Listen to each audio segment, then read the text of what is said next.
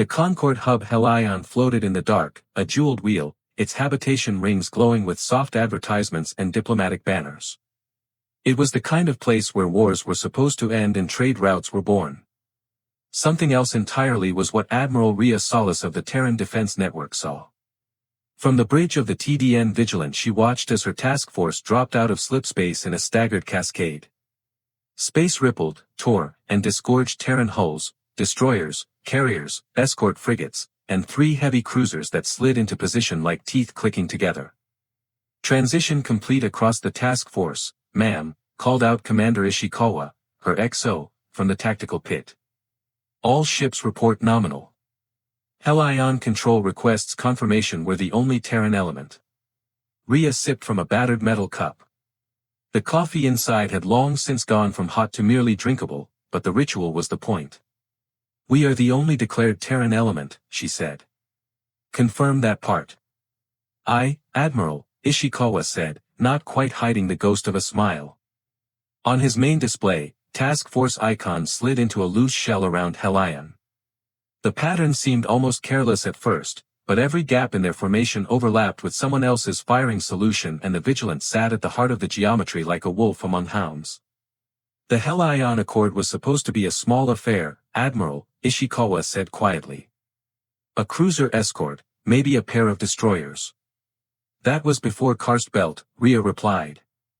Before a rebel flotilla walked straight through our assumptions and took 3 stations apart while their envoys stalled for time. She stared at the rotating hologram of Helion Station. We adjusted the assumptions, she said. Everybody else will adjust their expectations accordingly. Helion Control is hailing, comms reported. Administrator Nail on visual. Put them through. The face that appeared on the side screen was narrow and pale, framed by the crisp lines of a unified Concord's diplomatic uniform. Administrator Nail looked like a man born to talk about tariffs, not fleets. Admiral Solace, he began, forcing a polite smile. On behalf of the Helion Concord, welcome to our station. We appreciate the enthusiasm of your security detail. However, I must question the necessity of such a overreaction. Rhea supplied. Nail coughed. That is not the word I would have chosen. You invited Terran participation in a peace summit, Rhea said mildly. I'm here to ensure there is a summit, and that everyone alive at the beginning is still alive at the end. This is the security footprint required for that outcome. He hesitated, his eyes flicking to the side, as if someone off-screen was whispering in his ear. The Irith delegation has expressed concern, he said. They expected a symbolic escort, not, he waved a hand vaguely toward the fleet icons, this. The Irith Commonwealth also lost 2 of their border colonies to raiders supposedly outside their control, Rhea said. This is not a symbolic situation. My ships stay. Nail pressed his lips together, then gave a small, helpless nod. Very well, Admiral. But please remember, Helion is neutral ground. Trust lies at the root of the summit's success. Trust, Rhea said quietly, is something you earn by surviving the people who tried to kill you last time. She cut the channel before he could answer. Status of concealed assets, she asked. Civilian traffic at the periphery is nominal, Ishikawa said. 6 bulk carriers, 9 fuel barges, 2 refinery skiffs, and 1 mobile shipyard.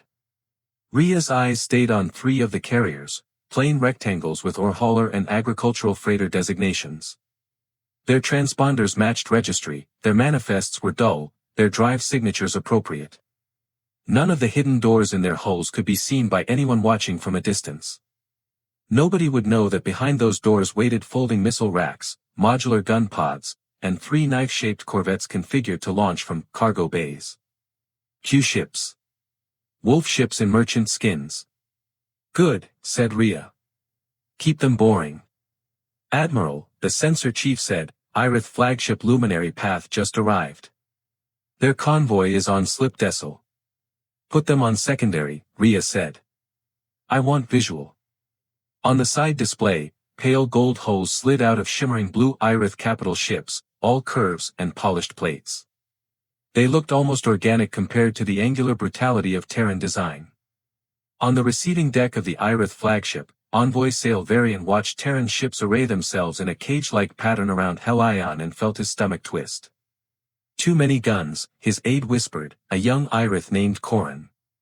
For a summit, they look like they expect a war. Humans always expect a war, Sail said softly. Their history is made of them.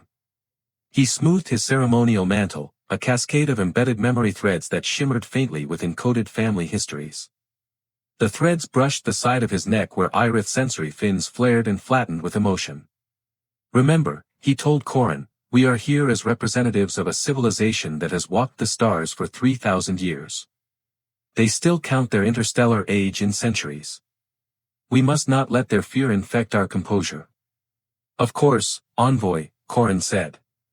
But. Sail prompted. Corin looked out the viewport again. The silhouettes of the Terran fleet overlapped, layer on layer, blocking the stars. But I have never seen anyone bring this many weapons to a conversation, he said. Sail wished he could disagree. The bridge was quieter than most would have expected for a command ship. Orders were clipped, reports short. Rhea had no patience for chatter in front of the screens. Initial talks begin in 3 hours, Ishikawa said. Irith delegation will dock at Helion's diplomatic ring C3. We've deployed marine teams along their approach route as agreed, and then some. Walk me through the and then some again, Rhea said. Marine Recon Team Wolf-One is embedded in station maintenance, Ishikawa said. They've been laying passive sensors, fallback beacons, and a private mesh network across the key sectors, power spine, docking control, security hub, diplomatic ring, and vent trunks. Give me Wolf-One. The main display split, showing the head and shoulders feet of Sergeant Callum Briggs, helmet off, dark hair slicked back with sweat. The cramped service crawl behind him was all conduit bundles and dust. Admiral, he said with a nod. How's Helion's plumbing, Sergeant? Rhea asked. Filthy and badly designed, he said. Perfect for us. We've got repeaters in place, motion and thermal eyes down most of the main arteries, and enough microcharges planted to make any hostile intrusion regret their choices. Any pushback? She asked. Station security doesn't know half of what we're doing, Briggs said. The other half thinks we're just overzealous inspectors. The Irith escorts gave us some side-eye when we swept their refitted courier, but nothing worse than offended antenna posture. Good, Rhea said. Keep them mildly offended. Mildly offended people make noise, and noisy people are easier to track. A chuckle ran through the bridge, and Briggs gave a tiny grin. One more thing, Admiral, he added. We're picking up background chatter in Helion's maintenance bands. Encrypted, low power, repeating. Source? Rhea asked. Somewhere in the inner machinery ring. Might be old Concord firmware, but the packet headers look like military targeting tags. Rhea's jaw tightened. Log and forward to Fleet Sigint, she said. Mark it as probable hostile prep, priority 2. Aye, ma'am, Briggs said. She cut the feed and leaned back, cradling her cup. Karst belt started like this, she murmured. Ishikawa didn't argue. He'd read the after-action reports, the corrections, the reprimands that had landed on Rhea's career like shrapnel. Karst belt, a rebel alliance had concealed ships in ice shards and rock shadows to disguise launch signatures as mining blasts. Anomalies had been flagged by Rhea weeks in advance of the attack. Her superiors had labeled her assessments alarmist and strategically unhelpful. Then 3 stations burned. 20,000 civilians died. Then they let her be an alarmist for a living. Sigint will probably tell you it's noise, said Ishikawa. They told me that at Karst, too, Rhea said. Mark it. Watch it. Build models. If anything twitches, I want to feel it. On the surface, the first day of talks looked like any other summit Sail had attended. The central hall of Helion's diplomatic ring was a vaulted theater of light and glass.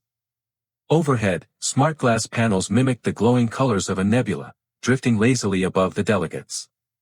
Ambient music from a dozen worlds blended into an artful background haze. Sale stood behind his podium, mantle threads shifting as he spoke. The Irith Commonwealth, he said, comes here not as supplicants nor conquerors, but as partners. The border conflicts that scar our shared history must become lessons, not legacies. We offer a path of mutual respect, shared corridors, and a demilitarized band along the thorn expanse that will. He let his voice carry, practiced and resonant, placing each sentence like a polished stone into a road. In contrast, the Terran delegation had only two people at the table. Rear Admiral Ishikawa represented the fleet. Beside him, a civilian from diplomatic affairs sat with his face drawn and pale, his body language screaming that he would rather be anywhere else than trapped between aliens and warships. Sale had steeled himself for some swelling human speech of pride, some pledge of honor. Instead, when it was their turn, Ishikawa simply said, "The Terran Defense Network is ready to withdraw patrols to the proposed demarcation line and open navigational lanes as described in Draft Revision 6. We are primarily interested in preventing ambushes on either side in the future. We propose joint escort protocols for any traffic moving through contested systems during the first decade of the treaty, after which review and adjust." He sat back, apparently done. Sale blinked. "That is, admirably direct," he said. "Our admiral doesn't like speeches," Ishikawa said. "She likes outcomes." Sale's fins fluttered in mild annoyance. "Outcomes are shaped by the narratives that precede them, Rear Admiral." "Outcomes," said Ishikawa, "are shaped by who's still alive when the talking is done." The room was silent for a moment. "Is that a threat?" one of the Concord observers demanded. "No," Ishikawa replied calmly. "It's a reminder of why we're here." Sale opened his mouth, but before he could answer, a subtle vibration shivered through the floor. It was nothing most people would notice, a hiccup in power, a glitch in the comfort systems. The lights dimmed for a fraction of a heartbeat, then brightened. A murmur ran through the diplomats, more annoyance than fear. Sale looked up. The nebula display flickered, for an instant replaced by a bare view of the star beyond. A momentary nakedness. Then it was gone. Back to artifice. Sale noted in his private log, Helion infrastructure unstable. Little did he know, out in the maintenance rings, Sergeant Briggs was studying his gauntlet screen, a frown digging deeper into his scarred face. "There it is again," Chavez muttered beside him, her fingers dancing over her own wrist terminal. "Encrypted pings in the local grid. Timing matches the power flickers. Can you trace it?" Briggs asked. "Working," she said. "They're bouncing through old Concord maintenance hubs. Someone's installed a private overlay network, and they did a damn good job hiding it." Briggs tapped his comms. "Wolf-One to Vigilant," he said. "We've got a suspicious net piggybacked on station systems. Strong chance somebody's manning guns that aren't on the map." "Copy, Wolf-One," was the response. "Admiral Solace says Mark and Shadow do not poke. Yet." Briggs smiled without humor. "Yet," he repeated. "Always my favorite part." The knife came out during the second day of talks. It began with a sound. Not an alarm, alarms are honest. This was a soft chime from the station's public address system, the kind that normally announced shuttle departures or corridor closures. "Attention, honored delegates," a smooth voice said, echoing through the hall. "A message from the true Irith Front." Sale's blood ran cold. The doors to the conference hall slammed shut, locking with the heavy chunk of physical bolts. Light dimmed. The nebula display dissolved and was replaced by a stark emblem, a rising spiral of black and silver. Every Irith in the room flared their fins in shock. "That symbol is proscribed," Sale whispered. "Outlawed centuries ago." In orbit, on the Vigilant, alarms spiked for real.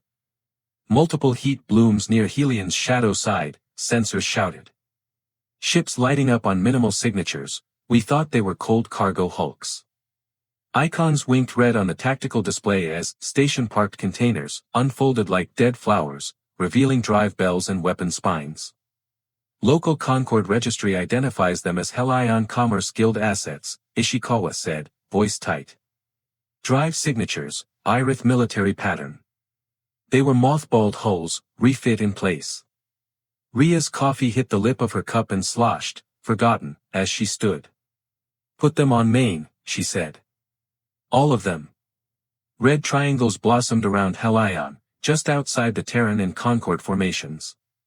The ambushers had picked their positions with care, inside the neutral station's no-fire zone, under the shelter of its civilian registry. They were good. Not karst belt good. Worse. Admiral, comms called, we're being hailed. Source, unidentified Irith warship. Signal piggybacked through station channels. On screen, Rhea said. The face that appeared was Irith, but hardened, stripped of the cultivated softness sail projected. The fins along his jaw were scarred, edges bitten away by old wounds. I am Commander Jalen Voss, voice of the true Irith Front, he said.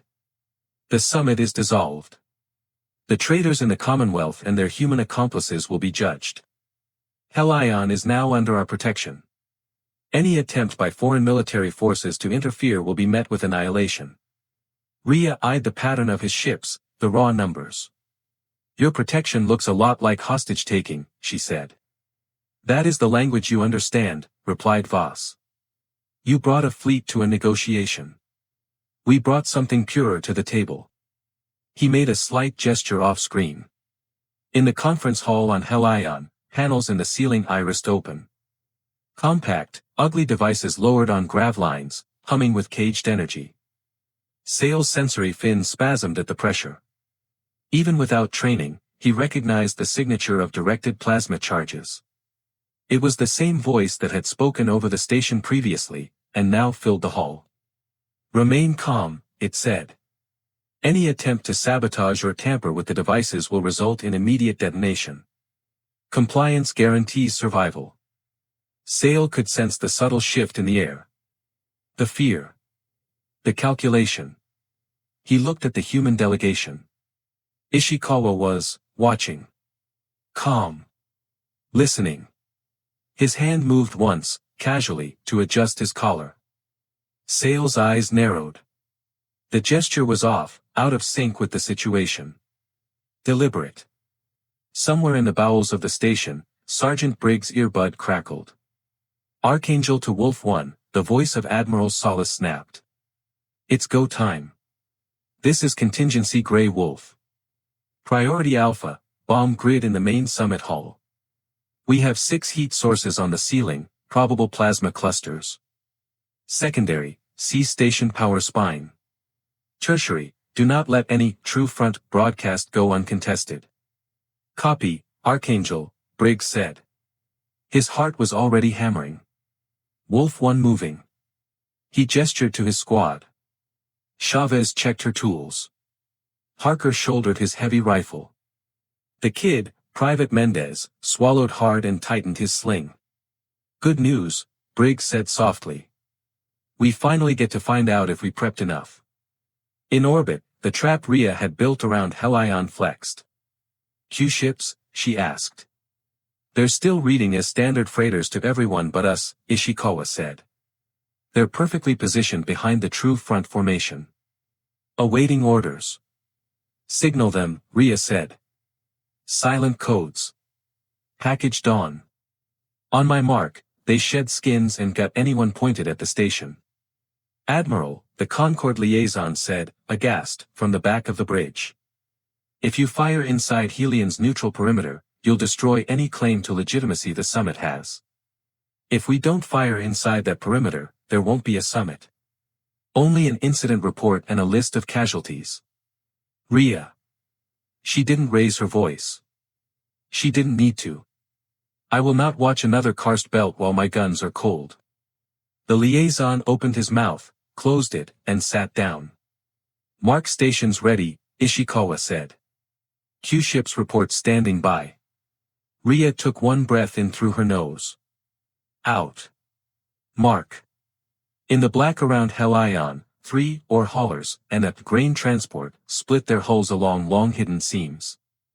Harmless box shapes unfolded into sleek, armored surfaces, weapon ports snapping open.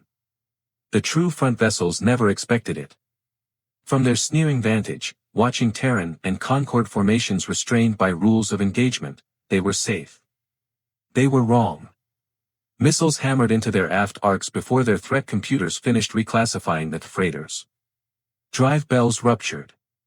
Gun mounts vaporized. One Irith raider caught mid-maneuver, tore itself in half under its own spin when a Q-ship's spinal gun cored it from stem to stern. "Keep fire only on those firing towards the station or our ships," Rhea said. "Any that try to run, we tag their drives and leave them wounded. I want Voss alive and listening." "And if they start shooting at Helion itself?" Ishikawa asked. Rhea did not hesitate. "Then we stop being polite," she said. "And we remind them who brought more wolves." The world had narrowed to the curve of the conference table, the humming devices overhead. The systems in the room were mostly dark, emergency strips along the floor cast long shadows. The only bright light came from the bomb nodes, painting everyone's face in sick, flickering white. True front commandos in matte armor had taken positions along the doors and at the back wall, weapons trained with dispassionate precision. These were not rabble. These were professionals. Sale watched one of them move and recognized the stance. "They trained in our academies," he whispered to himself. Before they walked away, he thought of all the speeches he had prepared, all the words he'd so carefully arranged, like mosaics. None of them applied here. One of the commandos paced behind the human delegation, rifle resting easily against his chest. "You should have stayed in your own systems," the commando said quietly, Irith consonants hard in his mouth. "This is not your fight." Ishikawa turned his head a fraction. "We thought the same thing," he said, "about Karst Belt. Didn't work out." The commando snorted. "You think we are raiders? Pirates? We are the memory of our people, human. We are what the Commonwealth has forgotten." Sale's fins tightened. "You are an echo of a shameful age," he said. "We buried you for a reason." The commando's weapon twitched an inch towards him. "Careful, envoy," he hissed. "Your tongue has been leashed by cowards for so long, you've forgotten how to bare your teeth." Teeth. Sale remembered stories, ancient and half-occluded, about Irith shock troops who had gone into battle with nothing but their bodies and a focused scream that shattered enemy formations. Stories that the Commonwealth had edited out of official education.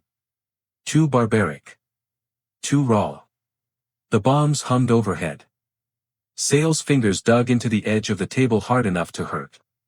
"Rear Admiral," he said softly, never taking his eyes off the commando, "do you have a plan?" "Yes," said Ishikawa. Sale waited. Ishikawa didn't elaborate. "Does it," Sale said through gritted teeth, "include not dying in this room?" "That's the preferred variant," Ishikawa said. Before Sale could answer, a faint vibration shivered through the floor and up the table legs. This one was different from the earlier flickers. This one had weight. Ceiling panels on the far side of the hall bulged, then exploded inward. A grenade clanked onto the floor, spun, and erupted in a flash of white. It wasn't heat. It was overload, an electromagnetic pulse tuned to short out targeting optics and suit HUD overlays. The true front commandos reeled, growling, helmets flashing with error glyphs. From the smoking hole in the ceiling, 3 Terran Marines dropped on rappel lines, rifles already barking. Sergeant Briggs hit the ground in a roll, came up firing. He put 2 controlled shots into the nearest commando's shoulder joints, the weak points in Irith combat armor, then shifted to the next. "Eyes down," he yelled. "If you want to live to argue later, get behind something solid." Ishikawa was already dragging the civilian diplomat down. Sale hesitated for half a heartbeat, then dove, mantle smearing across the polished floor as he rolled behind the table. Plasma bolts seared the air, while the bombs above them vibrated precariously as stray energy splashed off their housings. "Chavez!"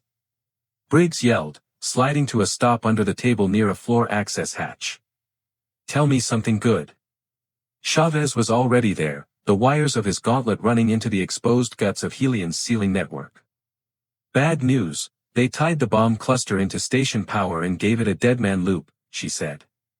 "If they go down or lose uplink for too long, the system reads it as compromise and boom. Good news? Briggs demanded. I can spoof the uplink from here if I get 30 seconds, she said. But someone has to keep those idiots from dumping a manual override into it.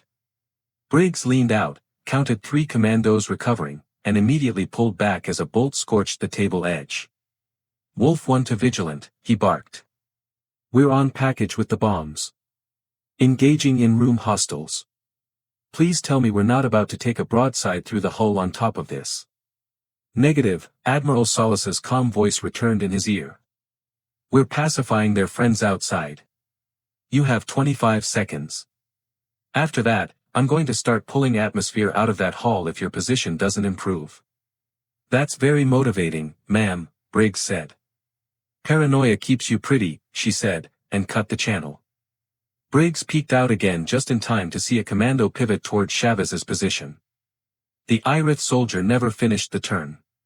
A sound ripped through the room, not the clean crack of rifles or the sizzle of plasma, but a raw, focused screech that made the air feel solid. It hit Briggs like a physical shove. His teeth ached. His guts clenched.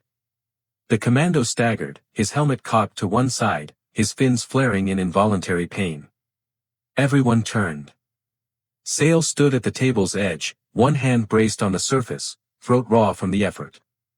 His sensory fins were fully extended, vibrating with residual energy.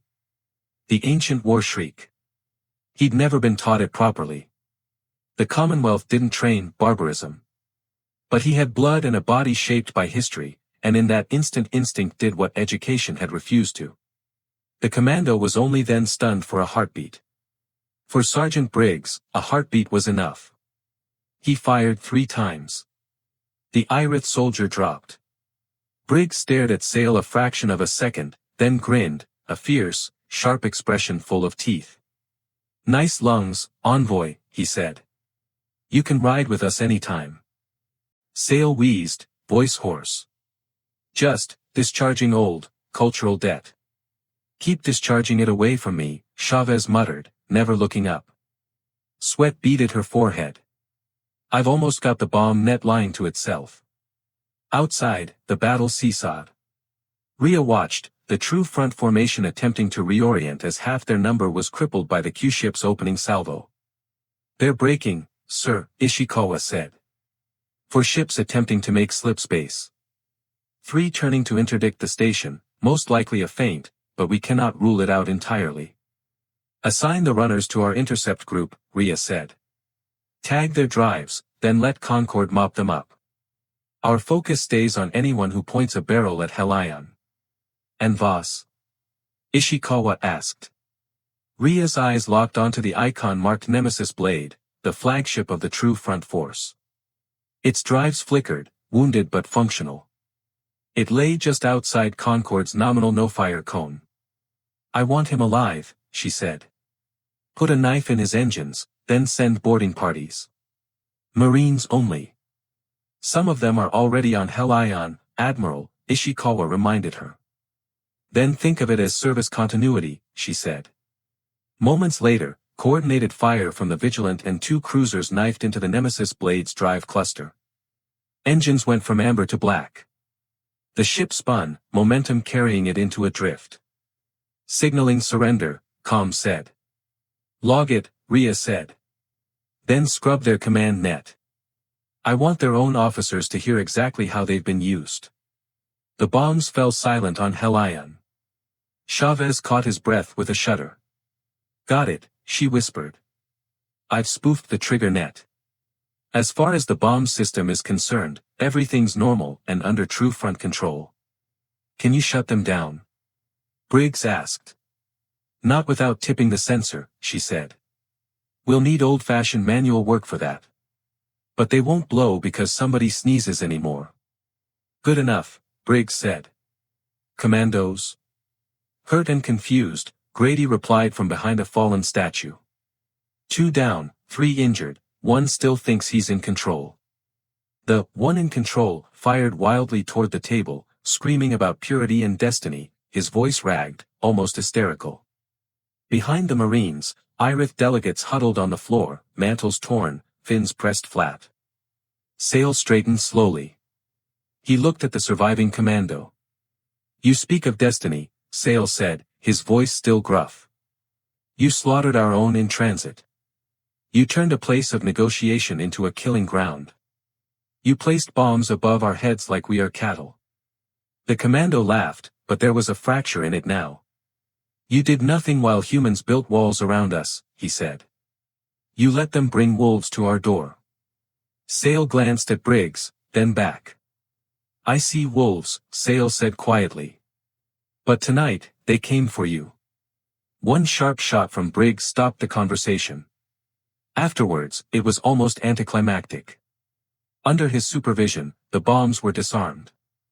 The captain of the Nemesis Blade, Commander Voss, was dragged, struggling, into a secured conference chamber.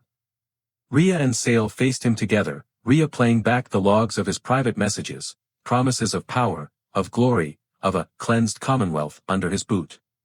What really cut the true front rank and file deepest wasn't the fanatic rhetoric, it was this very mundane ledger of his deals with smugglers and corrupt station officials, in numbers and bribes. Turns out your purity runs on kickbacks and cargo schemes, Rhea said. Who knew? Later, with Voss and his lieutenants in shackles and the last of the Q-ship guns cold, the delegates returned to the ruined hall. The nebula display remained off. The ceiling was scarred. They signed the Helion protocol on a plain metal table dragged in from a maintenance closet. The original ceremonial surface had been too damaged by stray fire, and by the bomb mountings they'd cut away. Rhea signed first, stylus scratching her name in glowing lines. Sale signed after, his mantle threads glinting faintly as the encoded sensors recorded the moment. When it was done, Administrator Nail cleared his throat.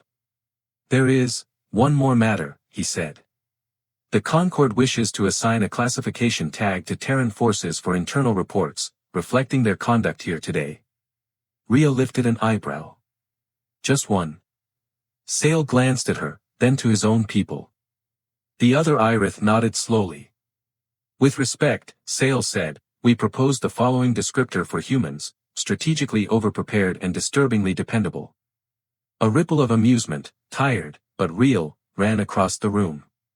Rhea allowed herself the ghost of a smile. I'll take that over unreliable and surprised, she said. After the formalities, in a quieter corner of Helion, Briggs found Sale in a makeshift medbay, where Marines and Irith alike lay patched up. You scream like a banshee when you're scared, Briggs said conversationally. Sale's fins twitched. We suppressed that technique generations ago, he said.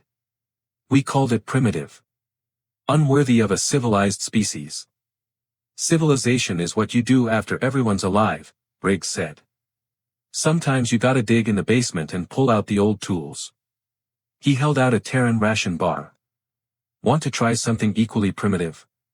Sale eyed the dense, ugly brick. What is it? He asked.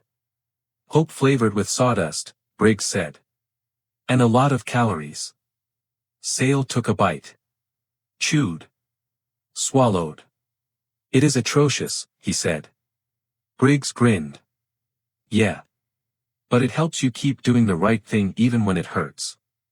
Sale thought of screaming at a soldier, of watching him fall. Of a human admiral who wrapped an entire station in invisible tripwires, saved a summit by assuming the worst. Perhaps, he said, taking another bite, our histories are not as different as we pretend. As the Terran task force prepared to break orbit on the Vigilant, Commander Ishikawa came up to Rhea with a slate. Message from High Command, he said. They have reviewed your pre-summit threat projections. The ones that flagged Helion as a high-risk environment for extremist action. And? Rhea asked. They've updated doctrine, he said. Your projection model is now mandatory for all treaty deployments. They also rescinded the alarmist note on your karst belt record. Rhea gazed at the slate, and the vindication felt less like triumph, more like confirmation of something the universe had already proven. File it, she said. And start a new folder. For what, Admiral? Ishikawa asked. She nodded toward the starfield. Long-range sensors picked up a peculiar cluster in the Perseus drift, she said. Energy patterns we haven't matched yet. Could be nothing. Could be the next disaster. Ishikawa followed her gaze. You think it's a threat? He asked. Rhea sipped her lukewarm coffee, looking up at the stars. I think, she said, that if we assume it's friendly and it's not, we'll regret it. If we assume it's hostile and it's not, we lose a little sleep. She set the cup down. And I've learned to live without sleep. The stars wheeled on, indifferent. Humanity watched anyway. Because that's what wolves do at the edge of the firelight. They watch the dark. And they're ready.